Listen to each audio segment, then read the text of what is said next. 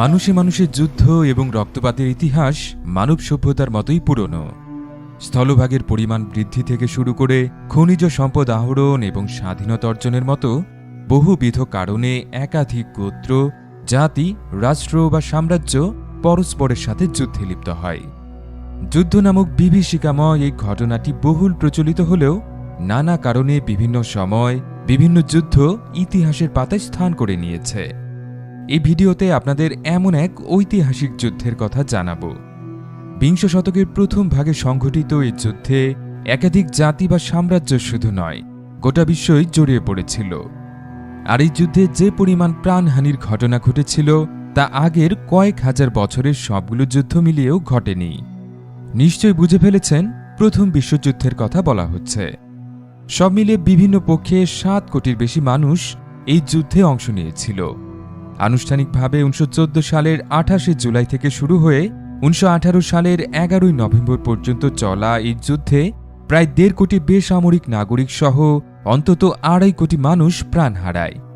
প্রিয় দর্শক, চলুন তবে আর কথা না বাড়িয়ে আদ্যপান্তর এই পর্বে ইতিহাসের অন্যতম রক্তক্ষয়ী প্রথম বিশ্বযুদ্ধ সম্পর্কে বিস্তারিত জেনে আসি।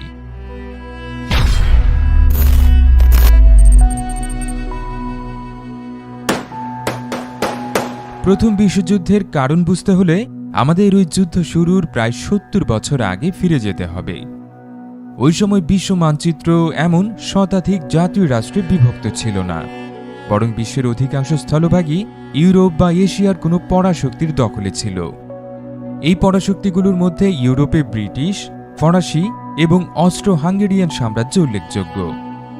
আর এশিয়ার পরাশক্তিগুলোর মধ্যে জাপানি, রুশ এবং অটোমান সাম্রাজ্য অন্যতম ছিল। 19বিংশ শতকের মাঝামাঝি নাগাদ ইউরোপ এবং এশিয়া জুড়ে জাতীয়তাবাদী চেতনার উত্থান ঘটতে থাকে। এর ধারাবাহিকতায় তৎকালীন অস্ট্রো হাঙ্গেরিয়ান সাম্রাজ্যের অংশ কিংডম অব সার্ডিনিয়া 1848 সালে স্বাধীনতার ঘোষণা দেয়।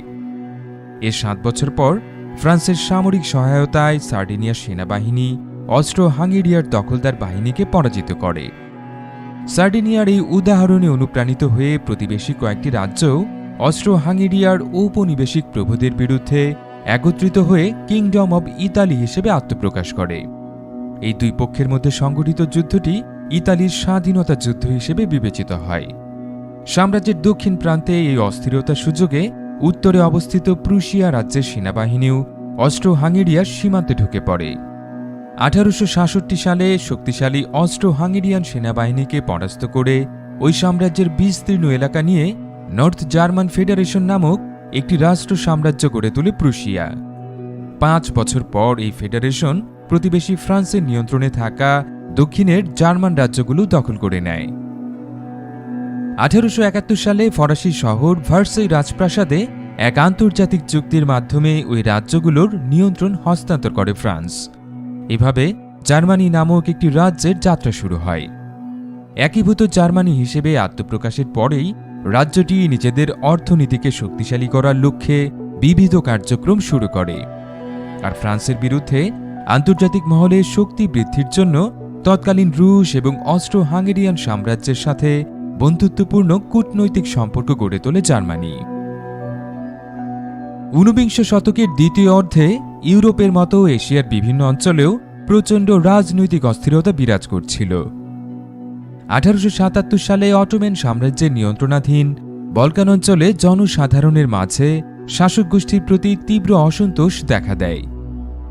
এই সুযোগে অটোমান সাম্রাজ্যের চিরশত্রু হিসেবে পরিচিত রাশিয়া বলকান অঞ্চলে ছড়িয়ে পড়া জাতীয়তাবাদী চেতনাকে আরও উস্কে দিয়েছিল।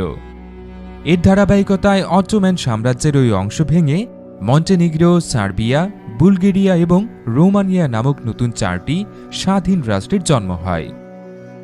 বলকান অঞ্চলে রুশ হস্তক্ষেপের বিষয়টি মেনে নিতে পারেনি জার্মানি এবং অস্ট্রো হাঙ্গেরিয়ার মতো ইউরোপীয় পরাশক্তিগুলো। ভবিষ্যতে এই ঘটনার পুনরাবৃত্তি ঠেকাতে 1880 সালে এই দুই সাম্রাজ্য একটি সামরিক জোট গঠন করে। এর সময় উত্তর আফ্রিকার তিউনিসিয়ায় উপনিবেশ প্রতিষ্ঠার জন্য ফ্রান্স এবং ইতালির মধ্যে কূটনৈতিক লড়াই শুরু হয়। ইতালির প্রতিবাদ উপেক্ষা করেই তিউনিসিয়ায় উপনিবেশ প্রতিষ্ঠা করে ফ্রান্স। এই অপমানের প্রতিশোধ নিতে ফ্রান্সের চিরশত্রু জার্মানি এবং অস্ট্রো হাঙ্গেরিয়া সাম্রাজ্যের সাথে হাত মেলায় ইতালি। এর ফলে দ্বিপাক্ষিক সামরিক জোটটি ত্রিপাক্ষিক জোটে পরিণত হয়। ইউরোপের মূল ভূখণ্ডে নিজেদের আধিপত্য প্রতিষ্ঠার পর এবার বিশ্বের অন্যান্য মহাদেশের দিকে চোখ ফেরায় জার্মানি। আফ্রিকা এবং এশিয়ার বিভিন্ন অঞ্চলে উপনিবেশ প্রতিষ্ঠার আন্তর্জাতিক অনুমোদন পেতে 1884 সালে বার্লিনে এক শীর্ষ সম্মেলনের আয়োজন করে জার্মান সরকার। বার্লিন কনফারেন্স নামে পরিচিত ওই সম্মেলনে ব্রিটেন এবং ফ্রান্সের মতো ইউরোপীয় পরাশক্তিগুলোর শীর্ষ পর্যায়ের প্রতিনিধিরা অংশ নিয়েছিলেন। সম্মেলনে নতুন উপনিবেশ প্রতিষ্ঠার জন্য কিছু শর্ত আরোপ করা হয়, কিন্তু সেই শর্তগুলো না মেনেই আফ্রিকার পশ্চিম উপকূল এবং এশিয়ার কয়েকটি অঞ্চল নিজেদের দখলে নিয়ে সেখানে উপনিবেশ প্রতিষ্ঠা করে জার্মানি। প্রতিবেশী রাজ্যের এমন আগ্রাসী আচরণে আতঙ্কিত হয়ে 1892 সালে নিজেদের মধ্যে একটি গোপন সামরিক চুক্তি করে জার্মানির পূব এবং পশ্চিম প্রান্তে অবস্থিত ফ্রান্স ও রাশিয়া। এরপর 1902 সালে ইতালির সাথে আরেকটি গোপন চুক্তি করে ফ্রান্স। ওই চুক্তি অনুযায়ী পরস্পরের সাথে যুদ্ধে না জড়াতে একমত হয়েছিল রাজ্য দুটি। অন্যদিকে অটোমান সাম্রাজ্যের সাথে দ্বিপাক্ষিক সম্পর্ক জোরালো করার লক্ষ্যে কাজ শুরু করে জার্মানি। এই লক্ষ্যে বাস্তবায়িত প্রকল্পগুলোর মধ্যে 1905 সালে বার্লিন থেকে অটোমান সাম্রাজ্যের বাগদাদ শহর পর্যন্ত একটি রেল লাইন নির্মাণ বিশেষভাবে উল্লেখযোগ্য। এই রেল লাইনের ফলে খনিজ তেল সমৃদ্ধ মেসোপটেমিয়া অঞ্চলের সাথে জার্মানির সরাসরি যোগাযোগ স্থাপিত হয়। এই অঞ্চলের খনিজ তেলের প্রতি ব্রিটিশ সাম্রাজ্য লোভী চোখে তাকিয়েছিল। ফলে জার্মানির সাথে অটোমান সাম্রাজ্যের সম্পর্ক এত ঘনিষ্ঠ হয়ে ওঠায় ব্রিটেনেরও টনক নড়ে ওঠে। একই সময় নিজেদের নৌবাহিনীর শক্তিও বহু গুণে বৃদ্ধি করে জার্মানি। ফলে বিশ্বের সমুদ্রপথগুলোয় ব্রিটেনের রয়্যাল নৌবাহিনীর একচ্ছত্র আধিপত্য ক্ষুণ্ণ হবার আশঙ্কা তৈরি হয়েছিল। পরিস্থিতি মোকাবেলায় 1907 সালে ফ্রান্স এবং রাশিয়ার মধ্যে বিদ্যমান গোপন চুক্তিতে স্বাক্ষর করে ব্রিটেন। এই তিন পরাশক্তির মধ্যে গঠিত জোটটি ট্রিপল অনটন্ট নামে পরিচিত। এভাবে বিংশ শতকের শুরুতে পুরো ইউরোপ দুটো মহাজোটে ভাগ হয়ে গিয়েছিল। একদিকে জার্মানি, অস্ট্রো হাঙ্গেরিয়া এবং ইতালির সমন্বয়ে গঠিত ট্রিপল অ্যালায়েন্স, অপরদিকে ব্রিটেন, ফ্রান্স এবং রাশিয়ার সমন্বয়ে গঠিত ট্রিপল অনটন্ট। বিংশ শতকের দ্বিতীয় দশকটির শুরু থেকেই বলকান অঞ্চলে প্রভাব বিস্তারকে কেন্দ্র করে পরস্পর বিরোধী দুই মহাজোটের মধ্যে স্নায়ুযুদ্ধ শুরু হয়ে যায়। অটোমান সাম্রাজ্য ভেঙে তৈরি হওয়া রাষ্ট্রগুলোর মধ্যে সার্বিয়া বলকান অঞ্চলে ইউগোস্লাভিয়া নামে একটি স্লাভিক জাতিরাষ্ট্র গঠনে কাজ শুরু করে। সার্বিয়া স্বাধীন হলেও এই জাতিরাষ্ট্রের অন্যতম অংশ বসনিয়া এবং হার্জেগোভিনার মতো এলাকাগুলো অস্ট্রো হাঙ্গেরিয়ান সাম্রাজ্যের দখলে ছিল। অস্ট্রো হাঙ্গেরিয়ান সাম্রাজ্যের বিরুদ্ধে এই দ্বন্দ্বে সার্বিয়ার পেছনে অন্যতম উস্কানিদাতার ভূমিকায় অবতীর্ণ হয় রাশিয়া। এই দ্বন্দ্বের জেরে অস্ট্রো হাঙ্গেরিয়ান যুবরাজ ফ্রাসোয়া ফার্দিনান্দকে গুলি চালিয়ে হত্যা করে সার্বিয়ার এক সশস্ত্র বিপ্লবী। 1914 সালের জুন মাসের 28 তারিখে চালানো ওই হামলায় ফার্দিনান্দের স্ত্রীও প্রাণ হারান। এর বদলা নিতে জুলাই মাসের 28 তারিখ বলকান অঞ্চলে সেনা অভিযান শুরু করে অস্ট্রো হাঙ্গেরিয়া। ইতিহাসবিদরা এই দিনটিকেই প্রথম বিশ্বযুদ্ধের আনুষ্ঠানিক সূচনা হিসেবে আখ্যা দিয়েছেন। বলকান অঞ্চলে অস্ট্রো হাঙ্গেরির এই হামলায় সমর্থন জানায় ততদিনে বিশ্বের বৃহত্তম পরাশক্তিতে পরিণত হওয়া জার্মানি। অপরদিকে সার্বিয়ার পেছনে দাঁড়ায় প্রতিবেশী রাশিয়া। অস্ট্রো হাঙ্গেরিয়ান সেনাবাহিনীর মোকাবেলায় পশ্চিম সীমান্তে বাড়তি সেনা মোতায়েন শুরু করে তারা। এর জবাবে স্লিফেন প্ল্যান শীর্ষক নিজেদের পূর্ব নির্ধারিত সমর পরিকল্পনার বাস্তবায়ন শুরু করে জার্মান সেনাবাহিনী। এই পরিকল্পনার আওতায় আগস্ট মাসের 1 তারিখ রাশিয়ার বিরুদ্ধে যুদ্ধ ঘোষণা করে জার্মানি। তবে পূব সীমান্তে সেনা মোতায়েনের পরিবর্তে পশ্চিম দিকে লুক্সেমবার্গ দখল করে নেয় দেশটির সেনাবাহিনী।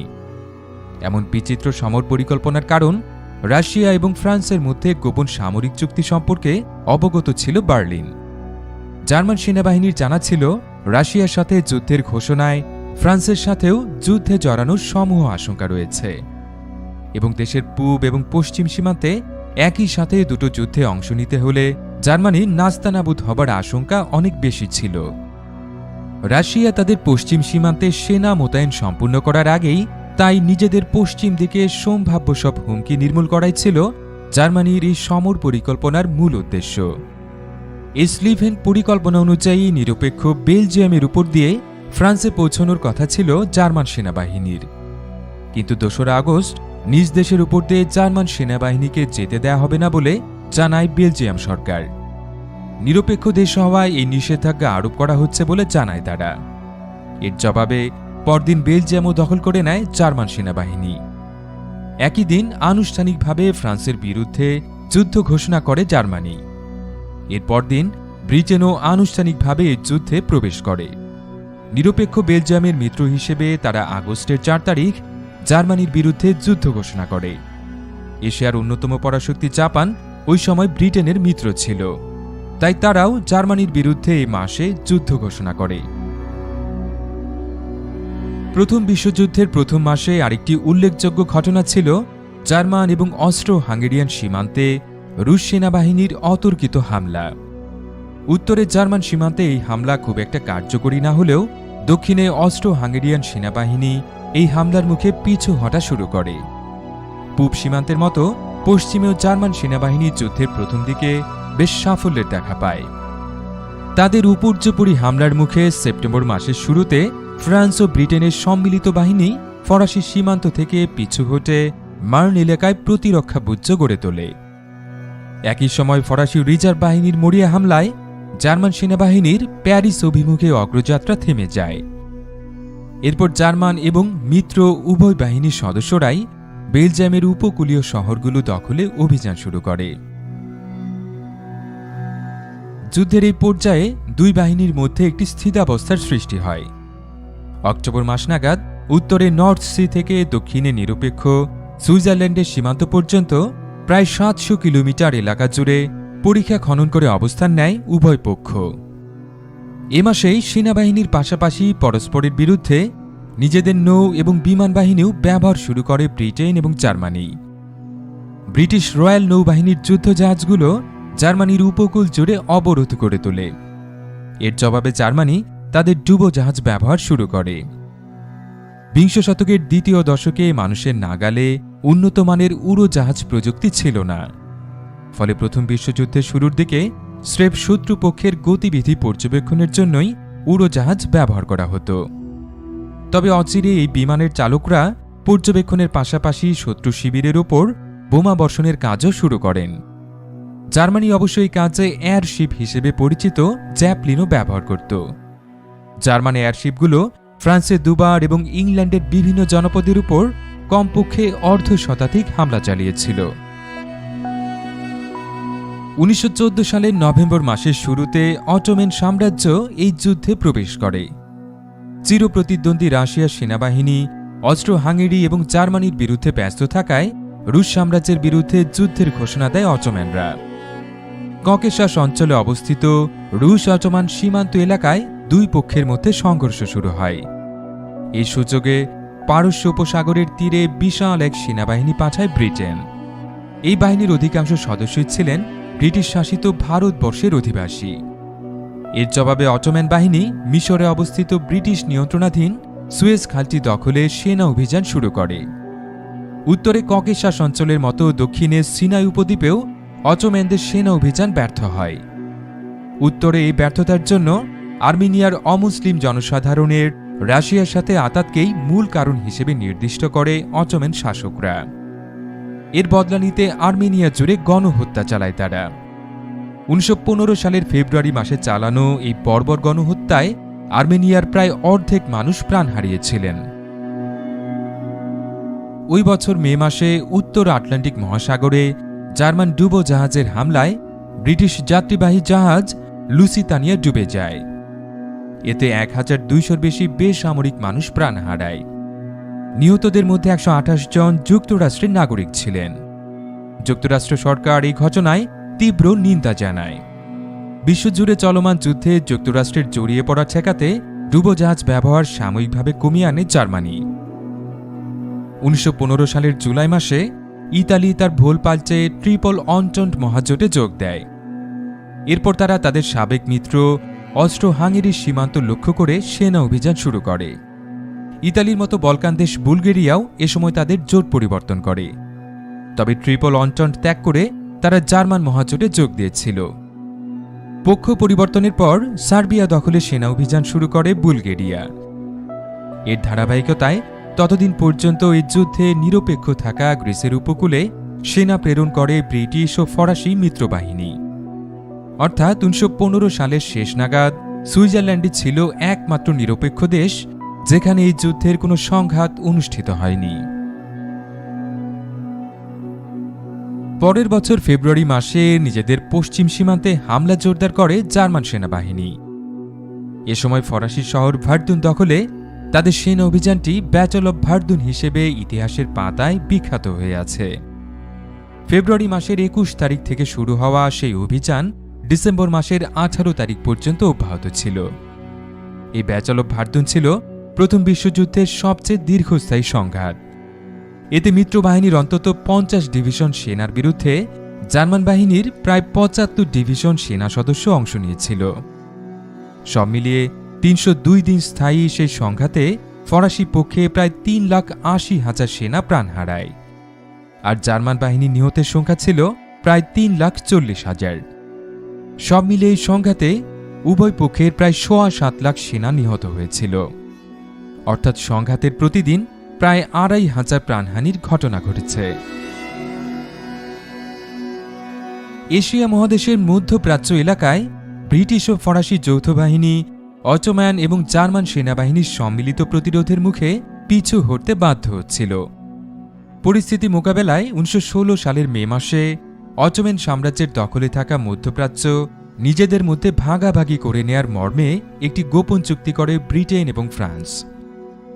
সাইক্স-পিকট এগ্রিমেন্ট নামে পরিচিত এই চুক্তিটিকে মধ্যপ্রাচ্যে বিদ্যমান অস্থিরতার অন্যতম কারণ হিসেবে দেখা হয়। বিতর্কিত এই চুক্তি বাস্তবায়নের উদ্দেশ্যে অটোম্যানদের বিরুদ্ধে আরব জাতীয়তাবাদী শক্তিগুলোকে উস্কে দেয় ব্রিটেন। এই ইন্ধনের ফলে বর্তমান সৌদি আরবের মক্কা শহর থেকে অটোম্যানদের বিরুদ্ধে স্বাধীনতার দাবিতে সশস্ত্র আন্দোলন শুরু করে আরবরা। একই মাসে নর্থ সি সাগরে জার্মান এবং ব্রিটিশ নৌবাহিনীর মধ্যে বিশ্বের বৃহত্তম নৌযুদ্ধটি সংঘটিত হয়।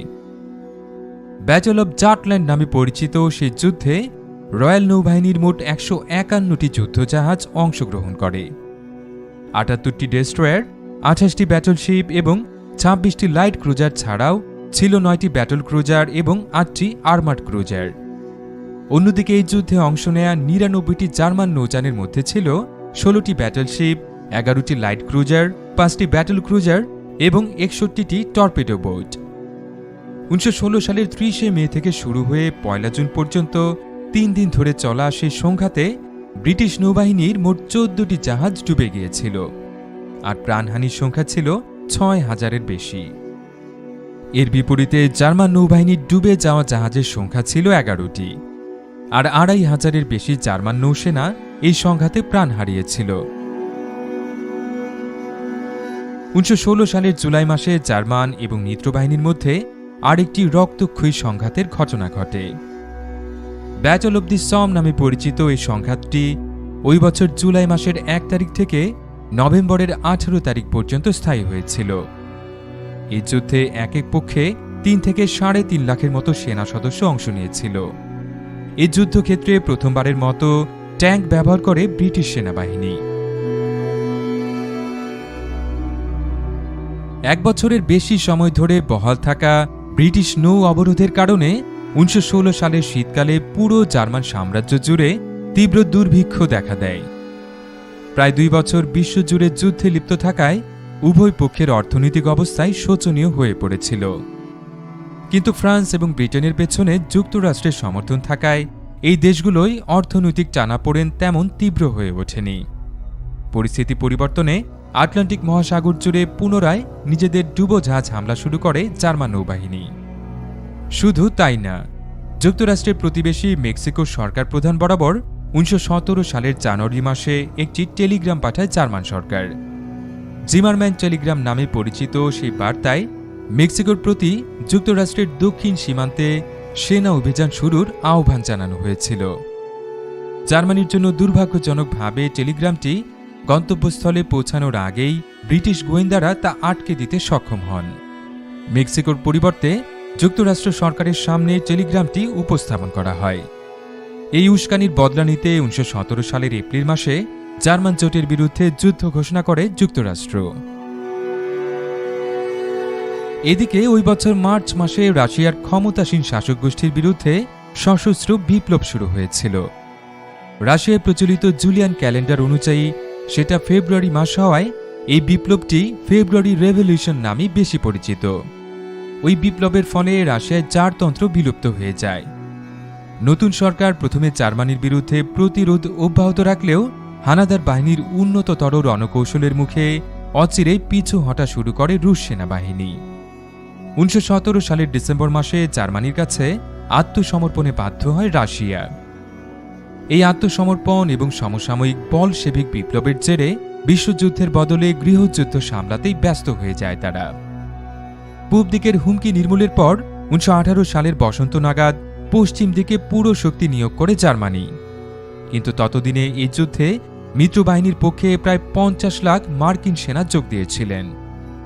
তরতাজা এই বাহিনীর উপর্যুপরি হামলার মুখে আফ্রিকা, এশিয়া এবং ইউরোপের সব অংশেই পিছু হটতে বাধ্য হয় কয়েক বছরের যুদ্ধে বিপর্যস্ত জার্মান সেনাবাহিনী।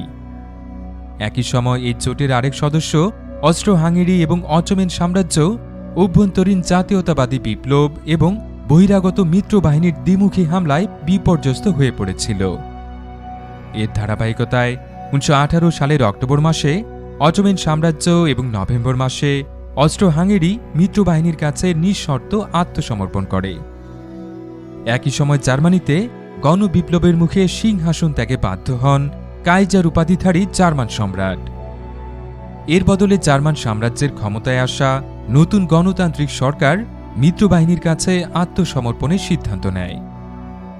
সেই সিদ্ধান্ত অনুযায়ী 1918 সালের 11 নভেম্বর ফ্রান্সের ভার্সাই শহরে আত্মসমর্পণ পত্রে স্বাক্ষর করে জার্মানি। এই চুক্তিটি ট্রিটি অব ভার্সাই নামে পরিচিত। এর মধ্য দিয়ে 4 বছরের বেশি সময় ধরে চলা প্রথম বিশ্বযুদ্ধের আনুষ্ঠানিক সমাপ্তি ঘটে।